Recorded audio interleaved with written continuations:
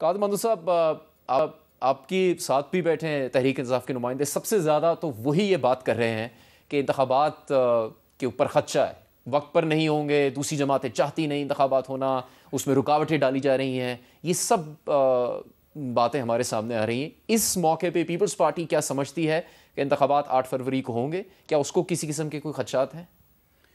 دیکھیے، میں یہ سمجھ رہا ہوں کہ پاکستان کی تاریخ میں یا شاید سپریم کورٹ کی تاریخ میں یہ پہلا واقعہ ہے کہ سب سے ٹاپ کے 3 یعنی chief justice, president of Pakistan اور چیف الیکشن کمشنر، ان تینوں کا باقاعدہ سٹیمپ لگا ہے کہ 8 فروری کو الیکشن ہوگا، ٹھیک ہے؟ تو لہٰذا ہمیں کوئی خدشات نہیں ہے اس حوالے سے کہ الیکشن نہیں ہوگا۔ لیکن مسلم لیگ نون کی جو کمپین ہے، جو نہ چلانا یا ان کی جو صورتحال ہے، اسی یہ لگ رہا ہے کہ یہ الیکشن التوا کا شکار کرائیں گے۔ اس کی وجہ یہ 2-3 باتیں۔ الیکشن کمیشن نے کل یا پرسوں فنڈ کے لیے کہا کہ ہمارے پاس فنڈ نہیں ہے، ابھی ان کو وفاقی حکومت سے یعنی نگراں حکومت سے فنڈ نہیں ملا ہے، نمبر 1 بات۔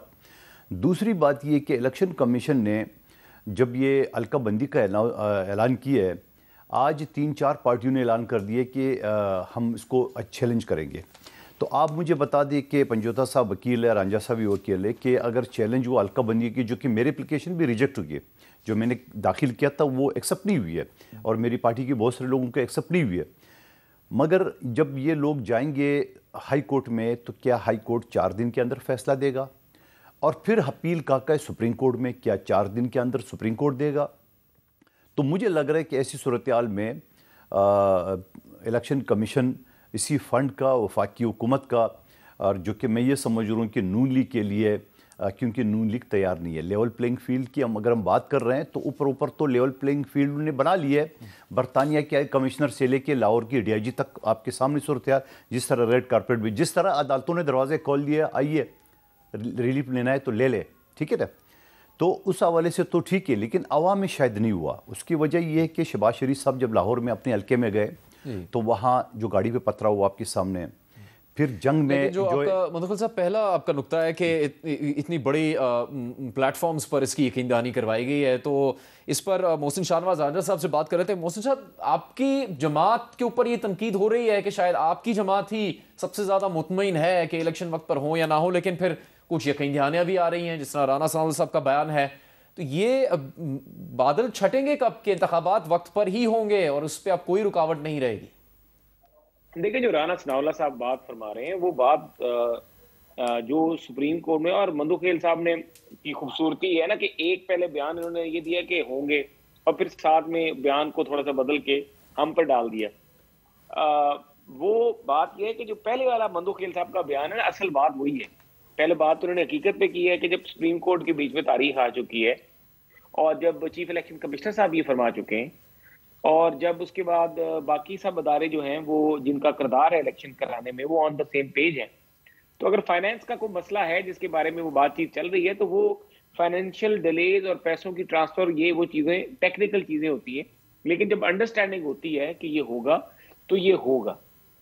باقی پیچھے بات جو یہ کہا جا رہی ہے، جو شہباز شریف صاحب والا واقعہ بتایا، شہباز صاحب کے تو وہ لوگ اگلے دن ووٹر تھے، وہ تو ٹک ٹاک یا ویڈیو کلپ بنانے والا کا ہاتھ کی صفائی ہے کہ اس نے اس واقعے کو جوڑ توڑ کے پیش کیا، اور اگلے دن وہ سارے لوگ شہباز شریف صاحب کے پاس آئے ہوئے تھے اور وہ مطالبہ تھا، ان کا کوئی مسئلہ تھا۔ اور تیسری بات یہ رہ گئی کہ مقبولیت پورے پاکستان نے دیکھ لی ہے۔ جو نواز شریف صاحب کا استقبال ہوا ہے، یہ تاریخی استقبال ہوا ہے۔ پاکستان کی تاریخ میں اتنا بڑا جلسہ پاکستان پورے میں نہیں ہوا آج تک، جتنا بڑا نواز شریف صاحب کا استقبال ہوا، جس طریقے سے سارے لوگ سامنے آئے۔ اور ہم یہی لیول پلینگ فیلڈ مانگتے تھے کہ نواز شریف صاحب کو پاکستان کی عملی سیاست میں بھی آنا چاہیے اور پاکستان کے اندر آ کے پارٹی کو لیڈ کرنا چاہیے۔ اب جب نواز شریف پاکستان واپس آ گئے، اور آپ کو پتا ہے کہ جس طریقے سے جو ووٹ بینک ہے PMLN کا وہ نواز شریف صاحب کے ساتھ کنیکٹڈ ہے، تو obviously ہماری مقبولیت جو ہے، ہم تو بڑے کانفیڈنٹ ہیں، ہم تو یہ کہہ رہے ہیں کہ ابھی فوراً الیکشنز کرائیں، اور الیکشن جو ہے ڈیلے ہونا وہ ہمارے لیے اتنے نقصان واضح ہے کہ وقت پر ہی انتخابات ہونے چاہیے۔ نعیم پنجوتا صاحب، آپ کی جماعت سب سے زیادہ پر اعتماد ہے کہ انتخابات ہوں گے تو آپ کی جماعت جیتے گی، سابق وزیر اعظم نے بھی یہ بات کہی۔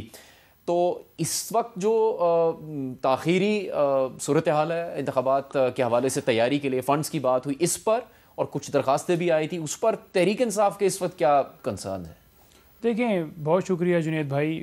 پہلی بات تو یہ ہے, گزارش یہ ہے کہ آج بھی جب خان صاحب سے ہماری ملاقات ہوئی اور آپ نے رپورٹنگ بھی دیکھی, جو میڈیا کے چند ہمارے دوست جو ہے خان صاحب سے ملنے کے لیے وہاں پر گئے اور ان کی ملاقات ہوئی, تو یہ بات جو 2/3 میجورٹی کی ہے نا خان صاحب نے, یہ کی اس وجہ سے ہے کیونکہ قوم عمران خان کے ساتھ کھڑی ہے, قوم خان کو چاہتی ہے. اور دوسرے نمبر پر اس وقت ہمارا یہ جو مطالبہ ہے نا, ہم یہ کہتے ہیں کہ الیکشن کی ڈیٹ تو اناؤنس ہو گئی ہے, لیکن یہاں پر لیول پلینگ فیلڈ کی بات کی جا رہی ہے. ہم کہتے ہیں کہ ہمیں فیلڈ کی اجازت دی جائے, ہمارے لیے تو فیلڈ ہی نہیں ہے.